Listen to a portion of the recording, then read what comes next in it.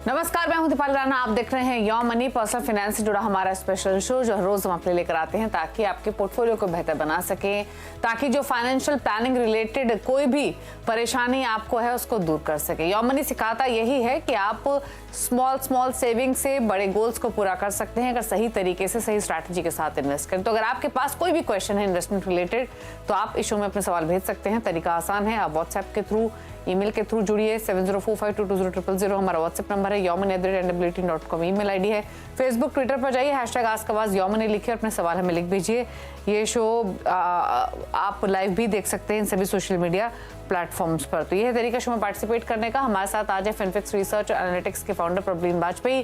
प्रवीण नमस्कार, स्वागत है आपका। क्वेरीज लें उससे पहले आज बात करेंगे डिविडेंड यील्ड फंड्स के बारे में। सिर्फ स्टॉक्स ही नहीं होते जो डिविडेंड देते हैं, बल्कि फंड्स भी ऐसे आते हैं जहां पर आपको डिविडेंड यील्ड मिलता है। ये कौन सी कैटेगरी होती है, इस कैटेगरी के क्या फायदे हैं, क्या आपके पोर्टफोलियो में ये होने चाहिए या फिर नहीं, ये सब बारीकी समझते हैं। तो प्रवीण बताइए, डिविडेंड यील्ड फंड्स क्या होते हैं? नमस्कार दीपाली जी। डिविडेंड यील्ड फंड्स वो म्यूचुअल फंड्स हैं जो उन स्टॉक्स का चुनाव करते हैं जिनका जो प्रीडोमिनेंटली जो पोर्टफोलियो है वो डिविडेंड पेइंग स्टॉक्स में रहता है। अब डिविडेंड पेइंग स्टॉक्स क्या हैं? हमारे पास जितनी कंपनीज लिस्टेड होती है, जो उनके प्रॉफिट्स होते हैं, अक्सर कंपनीज अपने बिजनेसेस में री इन्वेस्ट करती हैं और कुछ ऐसी कंपनीज रहती हैं जो उसका कुछ एक छोटा भाग अपने शेयर होल्डर्स को डिविडेंड के तरीके से साल में 1 या 2 बार देती हैं। और ऐसी कंपनियों का ये बेनिफिट रहता है दीपाली जी कि कैपिटल एप्रिसिएशन के साथ साथ इन्वेस्टर्स को वहां पे कुछ रेगुलर छोटा एक अमाउंट है जो एक पैसिव इनकम के जरिए मिलता रहता है। और इसका प्रचलन इंडिया में उतना ज्यादा नहीं है जितना हम डेवलप्ड मार्केट जैसे कि यूएस में देखते हैं, जहाँ पे बहुत सारे इंडस्ट्रीज हैं जो डिविडेंड पेइंग स्टॉक्स को ट्रैक करते हैं और जो वहाँ पे डिविडेंड यील्ड फंड्स हैं उनके भी एयूएम्स और जो मार्केट साइज है वो काफी बड़े हैं। 20-25 साल तक के ट्रैक रिकॉर्ड की कंपनीज जैसे जॉनसन जॉनसन हो गया, फाइजर, उस तरीके की हैं। इंडिया में भी हम देख रहे हैं कि ये प्रचलन बढ़ता जा रहा है। पिछले साल जो ये कैटेगरी थी, इसका एक जो क्यूमुलेटिव एयूएम था वो करीबन सिर्फ 10,000 करोड़ था, जो अभी 18,000 करोड़ हो गया है एक साल में। एंड यहाँ पे हमारे पास 9 डिफरेंट डिविडेंड यील्ड फंड्स हैं। जो डिविडेंड यील्ड है उसको कैलकुलेट करने का ये तरीका होता है कि कंपनी ने कितना डिविडेंड दिया है। अब मान लीजिए एक 100 रुपए का डिविडेंड उन्होंने दिया है और उनका शेयर प्राइस इस टाइम पे 2,000 रुपए है, तो उनका डिविडेंड यील्ड 5% बन जाता है। इस टाइम पे अगर हम देखें तो निफ्टी 50 का डिविडेंड यील्ड करीबन 1 से 1.5 के बीच में रहा है और जो इंडिया का एक पॉपुलर डिविडेंड इंडेक्स है जिसको हम डिविडेंड अपॉर्चुनिटीज 50 इंडेक्स बोलते हैं, उसका डिविडेंड यील्ड करीबन 3-3.5 के बीच में है। तो ये इन्वेस्टर्स के लिए एक अच्छा मौका होता है डायरेक्ट स्टॉक्स में ना लगा के, क्योंकि अब डिविडेंड अगर आपको किसी स्टॉक में मिलता है तो वो टैक्सेबल होता है एट स्लैब बियॉन्ड 5,000 रुपीज। तो ये एक अच्छा तरीका होता है उन स्टॉक्स में पैसा लगाने का जहां आप चाहते हैं जब बल्कि थोड़ी मंदी हो तो वो कंपनीज क्योंकि लगातार हर मार्केट में डिविडेंड देती जा रही हैं, स्टेबिलिटी आती है थोड़ी दीपाली जी यहाँ पे फंड में, क्योंकि जो डिविडेंड रिसीव करता है म्यूचुअल फंड हाउस वो उनके एनएवी में जुड़ जाता है। और ये एक बेसिकली एक अलग तरीके की अप्रोच है थोड़ी सी स्टॉक पोर्टफोलियो बनाने की। और यहाँ पे हम डिविडेंड जो अपने फंड में से लगातार नहीं पाते हैं, पर हम अपने म्यूचुअल फंड में ही वो पैसा इन्वेस्टेड रहता है और हम वहां पे थोड़ा एक लेस वोलेटाइल ग्रोथ देख पाते हैं डिविडेंड यील्ड फंड्स के थ्रू। अच्छा प्रवीण, कुछ नेम्स बताएंगे उन कंपनीज के जो डिविडेंड देती हैं? जी, इंडिया में अगर हम जो ये डिविडेंड का इंडेक्स है इसके अगर हम टॉप होल्डिंग्स देखें तो दीपाली जी हम वहाँ देखते हैं कि Infosys, HCL, Tata steel, power grid, NTPC, ITC जैसे स्टॉक्स हम देखते हैं। और जो डिविडेंड यील्ड म्यूचुअल फंड्स हैं उनमें जो सबसे बड़ा फंड है इन एयूएम के अगर हम तरीके से देखें तो वो एसबीआई है, उसके साथ साथ एचडीएफसी है। तो सारे क्रेडिबल फंड हाउसेस के अपने वहाँ पे फंड्स हैं। ऑफ कोर्स ये अभी भी मार्केट साइज यहाँ पे छोटा है, अगर हम देखें 9 ही हमारे पास 40 से ज्यादा अब एएमसी हैं, सिर्फ 9 के डिविडेंड यील्ड फंड्स हैं। और ये अक्रॉस मार्केट कैप्स लगाए जाते हैं। ऐसा नहीं है कि सिर्फ लार्ज कैप फंड्स ही डिविडेंड देते हैं। हम इंक्रीजिंगली देख रहे हैं कि मिड कैप और स्मॉल कैप में भी डिविडेंड पेइंग कंपनीज हैं। और यहाँ फंड मैनेजर का यही काम है कि वो उन कंपनीज को देखें जो ऐसा नहीं है कि एक साल में डिविडेंड दे दिया और अगले साल नहीं दिया, जो एक कंसिस्टेंट बेसिस पे ग्रोथ के साथ साथ अपने इन्वेस्टर्स को डिविडेंड दे पाए, और इसी टाइप के स्टॉक्स का चुनाव करके ये पोर्टफोलियोज क्रिएट किए जाते हैं। ओके, चलिए, तो ये राय रही आपके लिए डिविडेंड यील्ड फंड्स के बारे में, डिविडेंड पेइंग स्टॉक्स के बारे में प्रबली ने जानकारी दी है। अब करते हैं सवाल जवाब के सिलसिले को शुरू। विवेक प्रजापति हमारे साथ हैं कनेक्टेड नोएडा से सवाल पूछने के लिए। विवेक जी नमस्कार, बताइए क्या सवाल है आपका। नमस्कार मैम। मैम मेरे पास इस टाइम पे टोटल 8 फंड है, इसमें एसबीआई बैंकिंग फाइनेंशियल फंड है, इसमें एसआईपी 1000 रुपए की है। Canara Robeco small cap fund है, इसमें एसआईपी 1000 रुपए की है। फराग फ्लेक्सी कैप, उसमें एसआईपी मेरी 5000 रुपए की है। Then point business cycle fund, उसमें 1000 रुपए की एसआईपी है। कोटक मल्टी कैप फंड, इसमें एसआईपी मेरी 1000 रुपए की है। कोटक हाइब्रिड फंड है, इसमें एसआईपी 2000 रुपए की है। क्वांट मल्टी एसेट फंड है, इसमें एसआईपी 2000 रुपए की है। और मेरा अभी जो पोर्टफोलियो है उसकी वैल्यू है 3.5 लाख। और मैम मतलब मेरा ये भी टारगेट है कि मैं एवरी ईयर अपनी एसआईपी को 10 या 15% उसको बढ़ाऊंगा आगे, ठीक है। तो मेरा target approximately more than 3 crore है आफ्टर 20 ईयर। तो इसके लिए मुझे जानते हैं कि मेरे पोर्टफोलियो में कोई मतलब बदलाव मुझे करने हैं या फिर इन्हीं फंड से मैं अपना कंटिन्यू कर सकता हूँ। पूछ लेते हैं क्या सजेशन रहेगा आपके लिए। तो प्रबलीन, आपने सुना 13,000 की एसआईपी चल रही है, 3.5 लाख के आसपास की पोर्टफोलियो की वैल्यू है। स्टेप अप भी कर रहे हैं हर साल 10%, तो ये कंसिस्टेंटली करते रहेंगे। 3 करोड़ का टारगेट 20 इयर्स में। क्विकली फंड्स में अगर इनके मेंशन करूं तो इनके पास SBI banking and financial services, Canara Robeco small cap, Quant business cycle, ये फंड्स हैं जहां पर हजार रुपए डाल रहे हैं, 2,000 रुपए डाल रहे हैं। Kotak equity hybrid quant multi asset में, कोटक मल्टी कैप में 1000 पर मंथ एंड देन 5000 डाल रहे हैं पराग पारिक फ्लेक्सी कैप में। बताइए इनके लिए क्या सजेशंस। जी दीपाली जी, इनकी जो 13,000 रुपए की इन्वेस्टमेंट है, मेरे ख्याल से ये कुछ इंक्रीज करने का भी इनने मेंशन किया है, जिसको 20,000 करना चाहते हैं। पहले हम टारगेट की बात करते हैं। अगर ये अपनी इंक्रीमेंट करते रहेंगे अपनी एसआईपी में, तो इनका ये लक्ष्य पूरा हो सकता है इन्वेस्टमेंट का, जो इनका है कि ये 3 करोड़ 20 साल में जमा करना चाहते हैं। और ये इनके 11% के हम एक अज्यूम्ड रिटर्न्स पे लेके चल रहे हैं ओवरऑल पोर्टफोलियो के। तो सबसे पहली बात कि इनका टारगेट अचीव हो सकता है।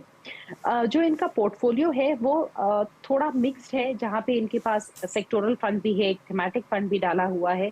तो बहुत सारे 6-7 तरीके के इनने फंड शामिल किए हैं। और अगर हम देखें तो इनके पास कुछ बेसिक कोर होल्डिंग्स नहीं। जैसे हम जब भी किसी पोर्टफोलियो को क्रिएट करते हैं तो हम कहते हैं आप पहले कोर बनाइए, जो कि एक आपके स्टैंडर्ड लार्ज कैप और मिड कैप से बनना चाहिए। तो यहाँ पे थोड़ा मिसिंग है। इनके पास जो ज्यादा सेकंड टियर एक तरीके से जो होल्डिंग्स होनी चाहिए वो पहले जुड़ी हुई है, स्पेशली जो सेक्टोरल थीमेटिक फंड है। तो यहाँ पे मेरी राय होगी दीपाली जी, अगर इनका 20 साल का पोर्टफोलियो है तो इनको हाइब्रिड फंड की यहाँ जरूरत नहीं है, क्योंकि हम मान के चलते हैं कि निवेशक ज्यादा टाइम तक रह सकता है, तो उनका रिस्क एपेटाइट भी थोड़ा ऑटोमेटिकली अगर मॉडरेट टू हाई के बीच में भी हो तो जो समय है वो उस चीज को काउंटर कर लेता है। तो ये अपने मल्टी कैप फंड में कोटक में कंटिन्यू रखें। कोटक हाइब्रिड से निकल सकते हैं। मल्टी एसेट फंड अगेन हम उन लोगों के लिए बोलते हैं जहां पे आप थोड़ा सा स्टेबिलिटी चाहते हैं। तो अगर वहां पे अगेन एक एग्जिट हो सकता है, बिकॉज हम नंबर ऑफ फंड्स को रिड्यूस करने की कोशिश कर रहे हैं। Banking and financial services again एक सेक्टोरल फंड है, एंड बैंकिंग फाइनेंस निफ्टी से लेके एक अच्छा आपको ऑलरेडी एक्सपोजर दे देता है लार्ज कैप्स में, तो इसको भी ये एग्जिट कर सकते हैं। और मेरी राय होगी कि एक standard large cap index fund, एक इक्वल वेट स्ट्रैटेजी और एक मिड कैप फंड को पहले जोड़ें, और 4 या 5 फंड से ज्यादा बिल्कुल उसके अलावा इनको कोई जरूरत नहीं है इन दो एडिशंस के साथ। तो यानी कि इनको अपने फंड्स को रिड्यूस करने की यहाँ पे रिक्वायरमेंट बनती है। ओके, चलिए, तो ये सजेशन है आपके पोर्टफोलियो को लेकर। 4 करोड़ के आसपास का कॉर्पस आप अंदाजन एक्यूमुलेट कर लेंगे अपनी इस स्ट्रैटेजी के साथ, और 20,000 के एसआईपी करेंगे तो भी अपने गोल को हासिल कर लेंगे। बात करते हैं हम अगले कॉलर से। विजय शंकर वाजपेयी हमारे साथ कनेक्टेड हैं सवाल पूछने के लिए दिल्ली से। विजय शंकर जी नमस्कार, बताइए क्या सवाल है आपका। नमस्कार मैम जी। मैम मैं ये जानकारी लेना चाह रहा था कि मेरा एसबीआई में मेरी एसआईपी जाती है 2,500 की लास्ट 2 ईयर से, और मैं करीब कुछ 1 लाख रुपए की इन्वेस्टमेंट करना चाहता हूँ किसी म्यूचुअल फंड में। तो कौन सी कंपनी अच्छी रहेगी उसकी जानकारी चाहिए थी मुझे। ओके, तो आप 2500 के एसआईपी ऑलरेडी कर रहे हैं एसबीआई ब्लू चिप में। आप कितना और इन्वेस्ट मैम। करना चाहते हैं? 1 लाख लमसम, राइट? जी मैम। Okay, for 5 years. पूछ लेते हैं क्या सजेशन रहेगा इनके लिए। जी दीपाली जी, इनके पास ऑलरेडी एसबीआई का ब्लू चिप फंड है, जिसको अगर हम देखें तो एक लार्ज कैप फंड है जिसका 80% पैसा हमेशा लार्ज कैप फंड्स में, लार्ज कैप स्टॉक्स में रहेगा। टॉप 100 स्टॉक्स में 20% का फंड मैनेजर के पास डिस्क्रिशन है कि वो कहीं पे भी इन्वेस्ट कर सकते हैं। पिछले 2 साल में अगर हम देखें तो इसका XIRR करीबन 14 से 15% रहा है। तो सबसे पहले तो ये इस फंड को कंटिन्यू कर सकते हैं, बिकॉज इसमें ऑलरेडी इनके पास एक डिसेंट अमाउंट है, और उसके ओवर एंड अबव जो ये अपना 1 लाख रुपए लगाना चाहते हैं, अगर रिस्क थोड़ा सा ले सकते हैं, 5 साल का पीरियड थोड़ा सा ट्रिकी होता है इन्वेस्टमेंट्स के पॉइंट ऑफ व्यू से, तब मैं इस लार्ज कैप के साथ इनको सलाह दूंगी कि एक ये मिड कैप फंड जोड़ सकते हैं। तो एक सिंपल 2 फंड की स्ट्रैटेजी के साथ आगे बढ़ें। पर अगर ये रिस्क ज्यादा नहीं उठाना चाहते हैं और थोड़ा लार्ज कैप में ज्यादा बने रहना चाहते हैं, तो जो इंक्रीमेंटल इन्वेस्टमेंट है उसका थोड़ा अमाउंट इसी फंड में डाल दें, और जो रिमेनिंग अमाउंट है उसको एक मिड कैप फंड में डाल के अपना निवेश आगे बढ़ाएं। क्योंकि अगर हम कोई भी और यहाँ पे स्ट्रैटेजी उठाते हैं, जैसे फ्लेक्सी कैप हो गया या कोई दूसरी, तो वहां पे भी हमारे को लार्ज कैप ओरिएंटेड पोर्टफोलियो ही मिलेगा। इसलिए इस एक लार्ज कैप फंड के साथ एक मिड कैप का मेरे ख्याल से कॉम्बिनेशन इनके लिए सही रहेगा, विजय शंकर जी के लिए। ओके, तो चलिए स्ट्रैटेजी मिली है आपके पोर्टफोलियो पर, उस हिसाब से आप चेंजेस कर सकते हैं। बात करेंगे अब आरएन पॉल से, कटक से हमारे साथ कनेक्टेड हैं। पॉल साहब नमस्कार, बताइए क्या सवाल है आपका। नमस्कार। मैंने अपना जो म्यूचुअल फंड में निवेश किया है उसका एक तो डिटेल दिया है, तो मैं जानना चाहता हूँ वो सही है कि नहीं हमारा पोर्टफोलियो। तो उसमें एसबीआई ब्लू चिप फंड में 500 तो 13,500 की एसआईपी चल रही है आपकी फिलहाल। हेलो, 13,500 की एसआईपी कर रहे हैं ना आप? आपने हाल ही में शुरू किया है क्या ये इन्वेस्टमेंट? हाँ हाल ही में शुरू किया है। अच्छा, आपने कहा लंबे समय का आपका होराइजन है, तो कुछ आइडिया दे सकते हैं कि क्या विजन लेके चल रहे हैं? 10 साल, 15 साल, कुछ आइडिया दे सकते हैं ताकि एक अंदाजा लगाया जा सके कि कितना कॉर्पस आप जमा कर पाएंगे? मिनिमम 7 साल तो हम रखेंगे। ओके, हेलो, तो मिनिमम 5 इयर्स का होराइजन है, जो कि लंबा समय भी हो सकता है, 5 साल से ज्यादा समय भी दे सकते हैं, बट मिनिमम 5 इयर्स का व्यू लेके चल रहे हैं ये प्रबलीन। 13,500 के एसआईपी 68,000 हो चुके हैं पोर्टफोलियो में। ट्रेडिशनल इन्वेस्टमेंट के तौर पे पीपीएफ में भी है, ईयरली 1.5 लाख रुपए डाल रहे हैं। फंड्स कौन से हैं? 500 रुपए डाल रहे हैं एसबीआई ब्लू चिप में, टाटा स्मॉल कैप फंड में 2500 रुपए महीना, ICICI pro equity and debt में 2500 रुपए महीना, Nippon India small cap, Motilal Oswal large mid cap है 4,000 ईच। बताइए क्या सजेशंस। जी, आर्यन पॉल जी को सबसे पहले तो दीपाल जी मेरा ये सजेशन होगा कि जैसे ये अपने पीपीएफ को 15 साल का समय दे रहे हैं, अपनी म्यूचुअल फंड इन्वेस्टमेंट्स को भी थोड़ा लंबे समय का टाइम दें, ताकि वहां पे इनको कंपाउंडिंग का असर दिखे और ये एक्चुअली में इक्विटी मार्केट की इन्वेस्टिंग का बेनिफिट उठा सके। अगर हम पहले इनके पीपीएफ की बात कर लेते हैं, जैसे 7.1% पे इनको 15 साल बाद करीब 40 लाख रुपए मिल जाएंगे अपने पीपीएफ से। वही चीज अगर हम 20 साल के लिए कंटिन्यू करते हैं विद कंट्रीब्यूशन, तो करीबन 66 लाख, ऑलमोस्ट 67 लाख वो क्रिएट कर सकता है। तो जो कंपाउंडिंग है, जितना लंबा समय होता है उतना ज्यादा हमें दिखाई देती है। यही ये 13,500 अपनी एसआईपीज में कर रहे हैं, और अगर हम 11% का पोर्टफोलियो रिटर्न्स लेके चले और ये अपने म्यूचुअल फंड इन्वेस्टमेंट्स को भी 15 साल का समय दे पाए, तो ये करीबन 62 लाख जमा कर लेंगे as compare to 40 lakh in PPF. सिर्फ 1,000 का जो इंक्रीमेंटल इन्वेस्टमेंट है इनका म्यूचुअल फंड में उसके साथ, और 20 साल में ये 1 करोड़ 20 लाख के करीब ऑलमोस्ट जमा कर लेंगे अगर ये अपनी इन्वेस्टमेंट को कंटिन्यू रखें। तो पहले तो प्लीज आप लंबे समय के लिए इन्वेस्टमेंट करिए। 5 साल में शायद आपको वो रिजल्ट्स ना दिखे और आपको कुछ डिसअपॉइंटमेंट हो सकती है अपनी म्यूचुअल फंड इन्वेस्टमेंट से। आपका जो पोर्टफोलियो है वहां पे एसबीआई ब्लू चिप में एक बहुत छोटा एलोकेशन है, उसके साथ आपने 2 स्मॉल कैप फंड्स लिए हैं, एक एग्रेसिव हाइब्रिड फंड है और एक लार्ज मिड कैप फंड है। क्योंकि ऑलरेडी 5 फंड है, मेरी सलाह ये होगी कि आप एसबीआई ब्लू चिप को यहाँ पे स्टॉप कर दीजिए। फंड अच्छा है, पर हमारे पास ऑलरेडी लार्ज कैप में आपके पास एक्सपोजर आ रहा है। आप आईसीआईसीआई के इक्विटी डेट में या फिर जो आपका लार्ज मिड कैप फंड है उसी में उसको जोड़ ले, वो 500 रुपए को। और साथ में आप एक स्मॉल कैप को कंटिन्यू कर लें और दूसरे स्मॉल की कैप की जगह एक मिड कैप फंड को जोड़ें जो आपके इन्वेस्टमेंट पोर्टफोलियो का हिस्सा नहीं है। और वैसे भी जो आपका भी पोर्टफोलियो जो कंस्ट्रक्ट है वो 5 साल के हिसाब से बिल्कुल सूटेबल नहीं है, बिकॉज 2 स्मॉल कैप फंड्स ये हम बिल्कुल सलाह नहीं देंगे एक 7 to 10 ईयर के होराइजन से नीचे इन्वेस्टमेंट के लिए। तो एक आप स्मॉल कैप को रिड्यूस कर लीजिए निपॉन के, और वहां पे एक आप मिड कैप फंड जोड़ लीजिए उसकी जगह।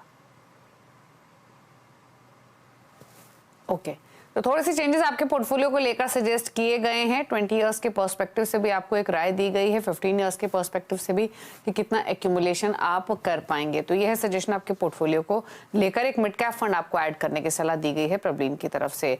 चलिए रुक रहे हैं इसी के साथ एक ब्रेक के लिए। ब्रेक के उस पर कुछ और क्वेश्चंस को करेंगे शामिल। आप देखते रहिए योर मनी।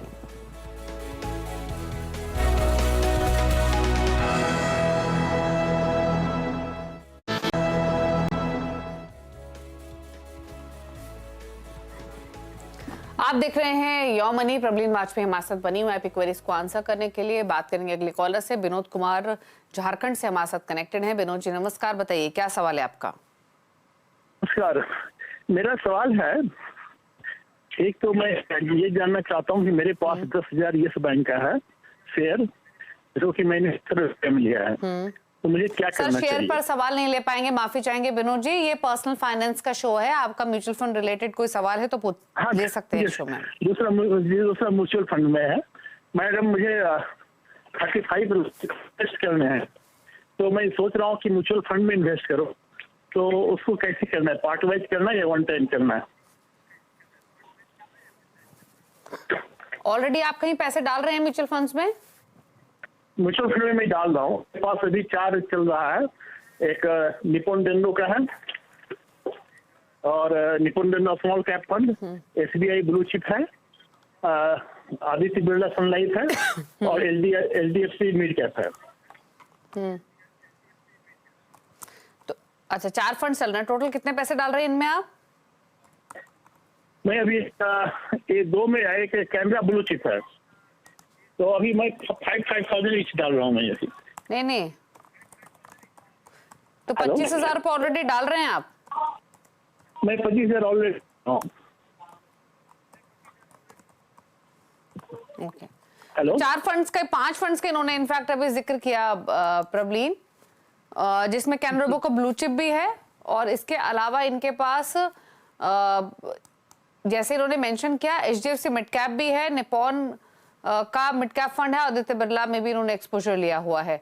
तो ये तो रहे इनके 5 फंड जहां पर 25,000 रुपए महीना ये डाल रहे हैं। इसके अलावा जो इनका सवाल है वो ये कि ये 30 लाख रुपए लमसम है इनके पास, वो डालना चाहते हैं 2 साल के लिए। कहां पर डालें, इकट्ठा डालें, धीरे धीरे डालें, क्या सजेशन रहेगा? जी, पोर्टफोलियो जो अभी आपने बताया दीपाली जी, वहां पे मैं जो समझ पा रही हूँ कि इनके पास 2 लार्ज कैप फंड्स हैं, तो एक को एग्जिट डेफिनेटली कर सकते हैं। 2 already active large cap funds हैं, क्योंकि इनके आई थिंक कैनरा रुपैको को कंटिन्यू कर सकते हैं। एंड उसके अलावा जो इनको इंक्रीमेंटल इन्वेस्टमेंट लेना है अपना 30 लाख का, 2 साल का एक बहुत ट्रिकी टाइम पीरियड होता है, तो आइडियली हम लोग सलाह नहीं देते हैं कि इक्विटी की तरफ आप निवेश करें। बेटर है कि 2 साल की जो भी इन्वेस्टमेंट है वो आप फिक्स्ड इनकम पोर्टफोलियो में रखें। आप चाहे अपनी बैंक एफडी में रखें उस अमाउंट को, चाहे तो आप म्यूचुअल फंड्स में, डेट फंड्स में रख सकते हैं। अगर थोड़ा सा रिस्क एपिटाइट है दीपाली जी की, थोड़ा रिस्क ले सकते हैं, तो हम एक कंजर्वेटिव हाइब्रिड की तरफ जा सकते हैं। हम with in hybrid categories basically थोड़ा हम रिस्क बढ़ा सकते हैं, जहां पे करीबन 25% तक इनका पैसा इक्विटी में रहेगा और बाकी डेट में। पर यहाँ पे इनको थोड़ा सा रिस्क बढ़ता है।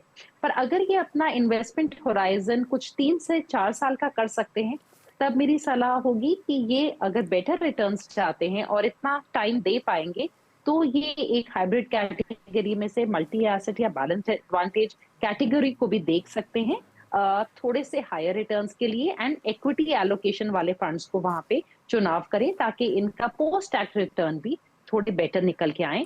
बट अगर सिर्फ 2 साल के समय है, देन दीपाली जी डेफिनेटली फिक्स्ड इनकम में एंड विदाउट रिस्क ही इनको अपना पैसा लगाना है। और जाहिर है हम 6 से 7% से ज्यादा का वहां पे इन्वेस्टमेंट रिटर्न नहीं देख सकते। हाँ, तो 2 साल का नजरिया है तो रिस्क लेने की सलाह नहीं है, कंजर्वेटिव इन्वेस्टमेंट्स ही कीजिए जहां पर फिक्स्ड रिटर्न्स मिले। हितेश का सवाल लेंगे। हितेश शर्मा हमारे साथ कनेक्टेड है। हितेश जी नमस्कार, बताइए क्या सवाल है आपका। नमस्कार मैम। हेलो, बताइए कहाँ का इन्वेस्टमेंट की हुई है आपने, क्या जानना चाहते हैं? मेरा पोर्टफोलियो आपको भेज रखा है, वैसे अगर आपके पास नहीं हो तो मैं दोबारा रिपीट कर दूं।